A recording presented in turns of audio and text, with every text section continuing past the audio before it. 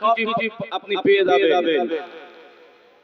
আর এই সমস্ত ফতোয়া, এই সমস্ত কথাবার্তা নিয়ে আমাদের সমাজের জন যুবক ছেলেরা তারা পড়ে লেগেছে এই সমস্ত মাহফিলের মানে মাহফিল করা যাবে না, এই সমস্ত মাহফিল দেওয়া যাবে না। কেন এগুলো করব? আল্লাহ নবী সাহাবী হযরত আবু দারদা রাদিয়াল্লাহু আনহু বর্ণনা করছেন, আল্লাহ নবী আমার এক তারিখে হাঁটতে আমি আবু দারদা আমি নবীর সাথী হয়ে গেলাম। নবী আমার হাঁটতে অপর একজন সাহাবী হযরত আবু আমির আনসারী রাদিয়াল্লাহু আনহুর বাড়িতে গিয়ে হাজির। ও বাবারা, জওয়ানেরা, যুবকেরা, আজকে আমরা এই মাহফিল কেন করব, কেন আসবো, কেন বসবো? বর্তমান সমাজের দিকে লক্ষ্য করলে দেখতে পাওয়া যায় এই মাহফিল হতে দেবে না বলে তারা বাধা দেয়, বিভিন্ন রকমের ফতোয়া পড়ায় শুরু করে দেয়। না না না না, আল্লাহ নবী সাহাবী হযরত আবু আমির আনসারী রাদিয়াল্লাহু আনহুর বাড়িতে গিয়ে হাজির। আল্লাহ নবী সেই জায়গায় গিয়ে দেখেন এইরকম মোহাম্মদ করে আমরা যেমন নবীকে ভালোবেসে নবীকে মহব্বত করে নবীর মাহফিল কায়েম করেছি, নবীর সিরাতের মজমা আমরা কায়েম করেছি। বাবাজি, আল্লাহ নবী সাহাবী হযরত আবু আমির আনসারী রাদিয়াল্লাহু আনহু সেম এইরকম ভাবে আমাদের নবীর শানের মাহফিল কায়েম করেছে। বলে কোনো মান নেই, বেকার করে নিয়ামতুল কুবরা ওই কিতাব খুললে পাওয়া যাবে। আল্লাহ নবী সেই জায়গায় গিয়ে দেখেন নবীর সাহাবী আবু আমির আনসারী রাদিয়াল্লাহু আনহু তিনি কিছু সংখ্যক মানুষদেরকে নিয়ে নবীর সিরাত আলোচনা করছেন। সিরাত মানে নবী জীবন আদর্শ নিয়ে তিনি আলোচনা করছেন। আমরা নবী দিবস বলি, নবী দিবস যাকে বলি আমরা। জি, আল্লাহ নবী সেই জায়গায় গিয়ে দেখছেন যে নবীর সাহাবী আমার আবু আমির বলে, আল্লাহ নবী সাহাবী আবু আমির আনসারী রাদিয়াল্লাহু আনহু তিনি এমন করে আমার নবীর শান সংবাদ বর্ণনা করছেন, আমার নবীর জন্ম বৃত্তান্ত নিয়ে আলোচনা করেন, আমার নবীর শৈশব জীবন, আমার নবীর এমন করে বাল্য জীবন, আমার নবীর কর্মজীবন, নবীর এমন করে নবুয়তি জীবন, নবীর এমন করে 3 বছরের জীবন, কলেমা প্রচারের জীবন, নবীর কষ্ট জীবন নিয়ে আলোচনা করছেন। আল্লাহ নবী ওই জায়গায় গিয়ে খুশি হয়ে গেলেন। নবী আমার এমন করে বলতে লাগলেন, ও বাবা আবু আমির আনসারী, তুমি বড় নসিবওয়ালা, তুমি বড় তকদীরওয়ালা। কেননা তুমি তোমার নবীকে ভালোবেসে নবীকে মহব্বত করে তোমার নবীর মাহফিল কায়েম করেছো, তোমার নবীর এমন করে সিরাত নিয়ে আলোচনা করো। আমি রাসূলুল্লাহ জানিয়ে দিলাম আল্লাহ পাক তোমার জন্য রহমতের দরওয়াজা খুলে দিয়েছে। নবী আমার এরপর পর্যন্ত বলে মন করলেন, পরক্ষণে আবার বলতে লাগলেন, ও আমার সাহাবী, ও আমার সাহাবী আবু আমির, তোমার সাথে যারা সাথ দিয়েছে আল্লাহ পাক তাদের জন্য রহমতের দরওয়াজা খুলে দিয়েছেন। বলুন সুবহানাল্লাহ। ও আল্লাহ নবী আমার দিন দুনিয়ার বাদশাহ হাবিবুল্লাহ নবী মুহাম্মদুর রাসূলুল্লাহ সাল্লাল্লাহু আলাইহি ওয়াসাল্লাম বর্ণনা করতে লাগলেন, ও আমার সাহাবী আবু আমির, আমি জানিয়ে দিলাম তোমার মতো আমার যে উম্মত আমাকে ভালোবাসবে, আমাকে মহব্বত করবে, আমাকে ভালোবেসে মহব্বত করে আমি নবী আমার নামের মাহফিল কায়েম করবে, আমি নবী আমার সিরাত নিয়ে আলোচনা করবে, আল্লাহ পাক তাদের জন্য রহমতের দরওয়াজা খুলে দেবে। গেছে। আর একটু জোরে বলুন সুবহানাল্লাহ। বাবা এই জায়গা থেকে বোঝা গেল এই নবীর সিরাতের মাহফিল, নবী দিবসের মাহফিল আছে না নাই বলুন? আছে না নাই? কথা বলেন বলেন। তাহলে আমরা যারা যারা কি ভুল কাজ করছি, আমরা যে আমরা যারা এই কাজ করছি বা করতে নেমেছি, আমরা কি মারাত্মক অন্যায় কাজ করছি বাবা? না না না না, নিশ্চিত এর মধ্যে ফায়দা আছে, মধ্যে উপকার আছে।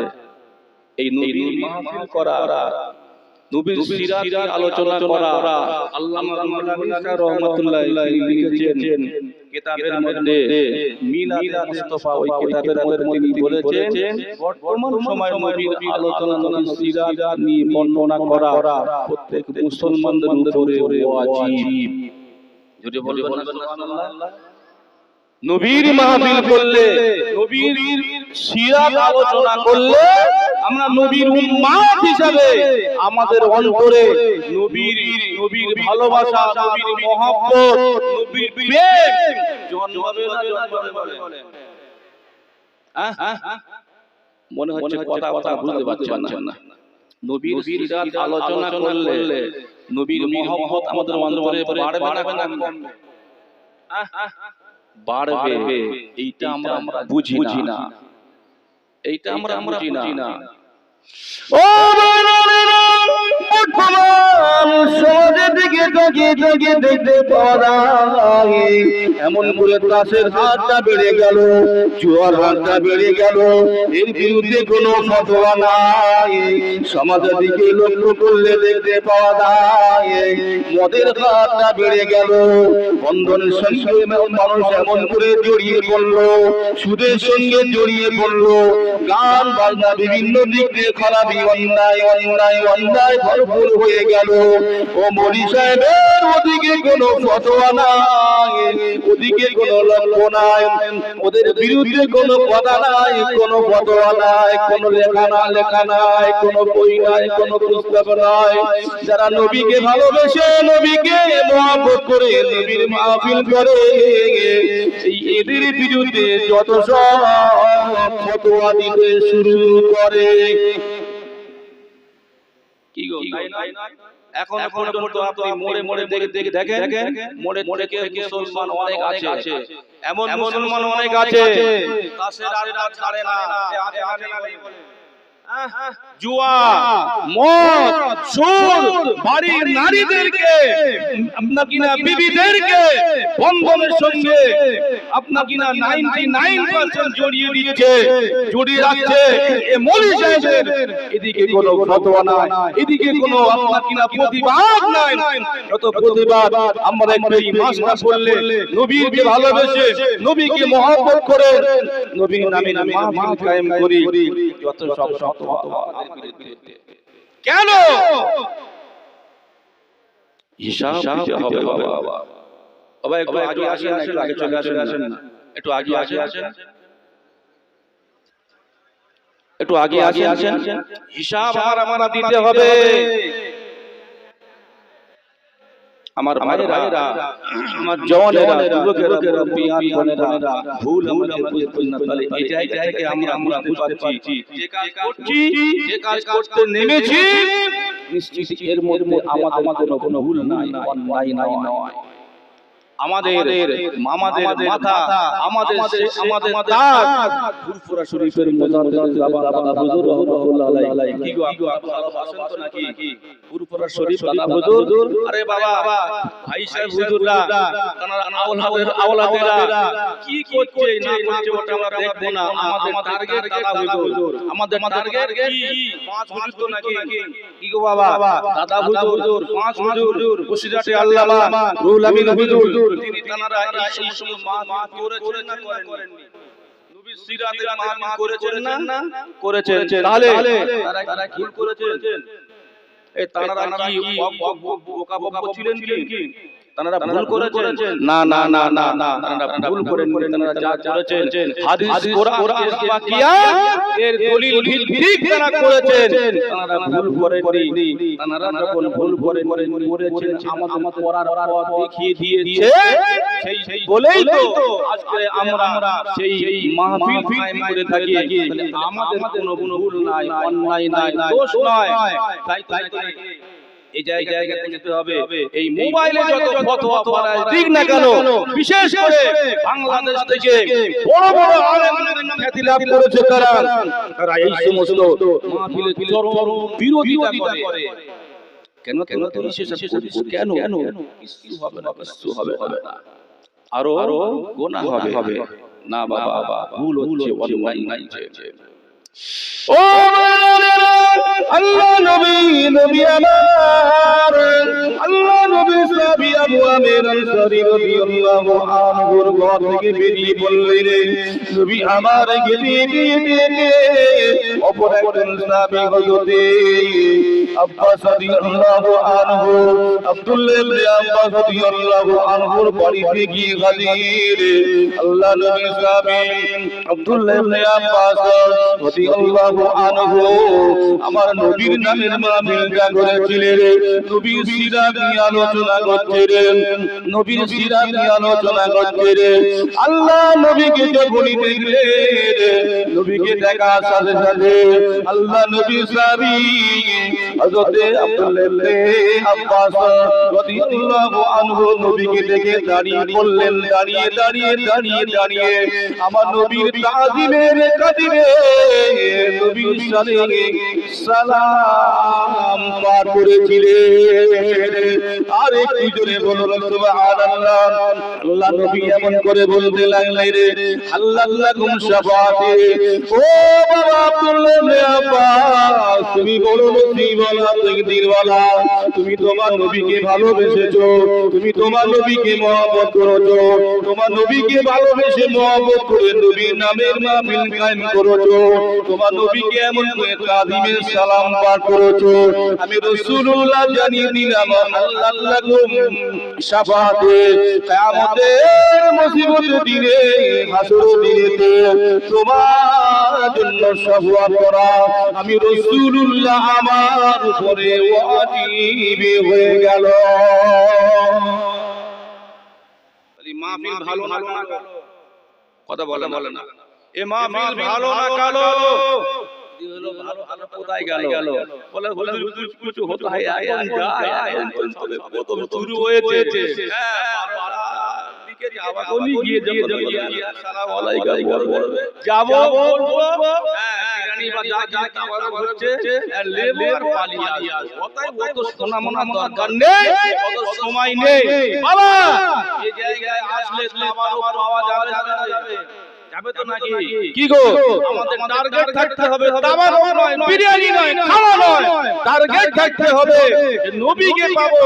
ও জায়গায় বসবে, নবীর মহব্বত হবে, নবীর প্রেম অন্তরে আসবে।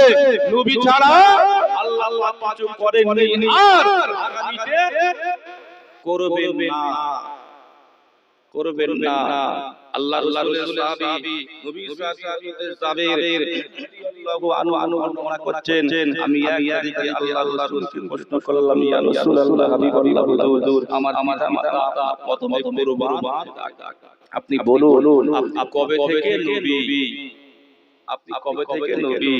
আল্লাহ রাসূল আমাদের নবী বলতে লাগলেন, বাবা জাবের শোনো, তোমার আদি পিতা হযরত আদম আলাইহিস সালামকে আল্লাহ পাক যেদিনে কাদার পানি, মাটি আর পানি একত্রিত করেননি, তার আগে থেকে আল্লাহ পাক আমাকে নবী রূপে গ্রহণ করে নিয়েছেন। বলুন সুবহানাল্লাহ। রাসূল বর্ণনা করছেন, বাবা জাবের তোমার পিতা আদম আলাইহিস সালামের মানে তৈরির 14,000 বছর আগে আল্লাহ পাক আমাকে নবী রূপে গ্রহণ করে দিয়েছেন। বলুন সুবহানাল্লাহ। আল্লাহ পাক প্রথমে আসমান তৈরি করেননি, জমিন তৈরি করেননি, চাঁদ তৈরি করেননি, গ্রহ নক্ষত্র পাহাড় পর্বত নদিয়া কথায় কুল কায়নাত কিছুই সৃষ্টি করেননি বাবা। জান্নাত সৃষ্টি করেননি, জাহান্নাম সৃষ্টি করেননি, লৌহে মাহফুজ কলম কিছুই সৃষ্টি করেননি। আল্লাহ নবী বর্ণনা করতে লাগলেন বাবা যাবে রে আল্লাহ পাক সর্বপ্রথমে তোমার নবীর নূর মোবারককে তৈরি করলেন, নূর মোবারককে তৈরি করলেন। তাহলে আমাদের নবীর পাওয়ার আছে না নাই? জি, যে নবী ছাড়া আল্লাহ পাক কিছু করেননি, সেই নবীকে, সেই নবী ছাড়া আল্লাহ পাক কিছু করবেন না। সেই জন্য করে তো আল্লাহ বলেই দিলেন কুল ইন কুনতুম তুহিব্বুনাল্লাহ ফাত্তাবিউনি ইউহিব্বুকুমুল্লাহ। ইয়া আমার হাবিব আপনি জানিয়ে দিন আপনার কোন উম্মত যদি আমি আল্লাহ পাক আমাকে ভালোবাসতে চায় সেজন্য সর্বপ্রথমে আপনাকে ইত্তেবা করে অনুসরণ অনুকরণ ভালোবাসে। আপনাকে ভালোবাসা মানে ভালোবাসলে আমি আল্লাহ পাক আমাকে ভালোবাসা হবে। জোরে বলবেন না বাবা। আজকে আমরা এই জায়গায় এসেছি বসেছি কার উদ্দেশ্যে? কি গো কিসের আশায় এসেছি? খাবারের আশা কি? না না না না, নবীকে পাবো, নবীকে একটু মহব্বত করব, নবীকে ভালোবাসবো। নাকি নবীকে ভালোবাসলে আল্লাহকে ভালোবাসা হবে, আল্লাহকে ভালোবাসা হলে আমার আল্লাহ পাক পরপরে আবার জানিয়ে দিলেন ইয়াগফিরু লাকুম যুনুবাকুম আল্লাহু গফুরুর রহিম। আমি আল্লাহ পাক আমার নাম গফফার, আমি আল্লাহ আমার নাম গফুর, আমি আল্লাহ আমার নাম রহমান, আমার নাম রহিম। এ নামের ওসিলা করে ওই সমস্ত আমার ভালোবাসনেওয়ালা নবীরে উম্মত দিগদেরকে জীবনের গুনাহগুলো মাফ করে দেব। ও জানেরা, ও জনেরা, ও যুবকেরা, মুরব্বিয়ান গণেরা, আমাদের নবীর কত পাওয়ার, আমাদের নবীর কত সম্মান। আজকে আমরা কোন নবীকে ভালোবেসেছি, কোন নবীকে মহব্বত করে এই নবীর মাহফিলে আমরা এসেছি। নবীর মাহফিলের জন্য আমরা টাকা দিয়েছি, চাল ডাল যে যেমন পেরেছি তেমন দিয়েছি, যে যেমন সামর্থ্য অনুযায়ী সে তেমন ভাবে নবীর মাহফিলের জন্য দান করেছি বাবা। নবীর মাহফিলের জন্য দান করলে অনেক সওয়াব, অনেক নেকি হয়, অনেক সওয়াব, অনেক নেকি হয় বাবাজি। আমাদের নবীর পাওয়ার, আমাদের নবীর সম্মান, আমাদের নবীর পাওয়ার, নবীর সম্মান কতটা দিনে দেখে দিয়ে আল্লাহ পাক এমন করে আমাদের আদি পিতা হযরত আদম আলাইহিস সালামকে তৈরি করলেন বাবা। নবী আদমকে একটা ঘরের ভিতরে শুইয়ে দিলেন। নবী আদম যখন ঘরের ভিতরে শুয়েছিল, নবী আদমের ভিতরে এমন করে নবী আল্লাহ পাক এমন করে ওই জানটা রূহটা যখন দিয়েছিলেন, ওই রূহটা দেওয়ার সাথে সাথে ওই রূহটা ভিতর থেকে ঘুরে ঘুরে ঘুরে ঘুরে আবার বেরিয়ে আসলো। ওই রূহটা নবী আদমের ঘরের ভিতরে থাকতে পারে না, কেননা নবী আদমের দেহের মধ্যে অন্ধকার অন্ধকার অন্ধকার থাকার কোনো লাইন নাই, লাইন নাই। বেরিয়ে আসে আবার দেয়া হলো, আবার বেরিয়ে আসে, দেয়া হলো, আবার বেরিয়ে আসে। এমন সময় আমাদের নবীর নূর মোবারক, আমাদের নবীর নূর মোবারক নিয়ে নবী আদমের দেহের ভিতরে প্রবেশ করালেন। তারপরে নবী আদমের আত্মাটা, নবী আদমের রূহটা এমন করে দেহের ভিতরে দিয়ে দেওয়া হলো, দেখতে পাওয়া যায় নবী আদমের ওই রূহটা দেহের ভিতরে বসে গেল। যখনই দেহের ভিতরে প্রবেশ করলো, আদম আস্তে আস্তে হাত নাড়তে লাগলো, পা নাড়তে লাগলো, দেহের অঙ্গ প্রত্যঙ্গগুলো নড়তে লাগলো। নবী আদম উপরে দিকে চোখ মেলে তাকিয়ে দেখছেন, উপরে লেখা আছে মিদাল মুহাম্মদ। জোরে বলবেন না সুবহানাল্লাহ। লা ইলাহা ইল্লাল্লাহু মুহাম্মাদুর রাসূলুল্লাহ। সকলে বলুন সাল্লাল্লাহু আলাইহি ওয়াসাল্লাম। নবী আদম আল্লাহকে সওয়াল করেছিলেন যে আল্লাহ আপনার কলেমা, আপনার নাম লা ইলাহা ইল্লাল্লাহ, পাশে আবার লেখা আছে মুহাম্মাদুর রাসূলুল্লাহ, ওটা আবার কে? জান্নাতের মধ্যে নবী আদমকে যখন দাখিল করলো, আল্লাহ পাক এক তারিখে ইলহাম মাধ্যমে নবী আদমকে ডাকতেন, ইয়া আবা মুহাম্মদ। জোরে বলুন সুবহানাল্লাহ। ইয়া আবা মুহাম্মদ, অর্থাৎ হে মুহাম্মাদের পিতা। নবী আদম বলছেন, আল্লাহ এই মুহাম্মাদের পিতা বলে আমাকে ডাকছেন, মুহাম্মদটা কে? নবী আদম আসমানের দিকে তাকিয়ে দেখেন আল্লাহর নামের সঙ্গে একটা নাম জোড়া লাগানো, সেটা হলো মুহাম্মদ। আল্লাহ ওই মুহাম্মদটা কি একবার বলুন।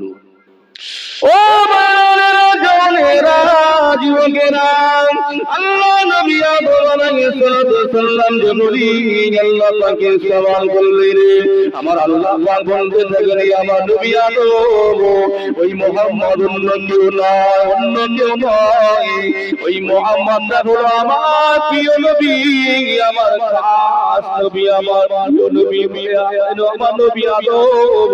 শুনে রেখে দাও, আমি ওই মুহাম্মদকে যদি সৃষ্টি না করতাম, আমি আল্লাহ পাক তুমি নবী আদম তোমাকেও সৃষ্টি করতাম না। আর একটু জোরে বলুন সুবহানাল্লাহ। বাবা, আজকে আমরা বড় মুসিবত তাকবীর বলা, কেননা আজকে আমরা সেই নবীকে ভালোবেসেছি, নবীকে মহব্বত করেছি, সেই নবীকে ভালোবেসে সেই নবীকে মহব্বত করে জায়গায় এসেছি, বসেছি। নিশ্চিত নবীর খাতিরে আমাদের অনেক পাওয়ার, অনেক দাম, অনেক নাম, অনেক সম্মান। যে যেমন ফতোয়া দিক বা না দিকে ওদিকে খেয়াল করবেন না, খেয়াল করার আপনার কিনা সময় নাই।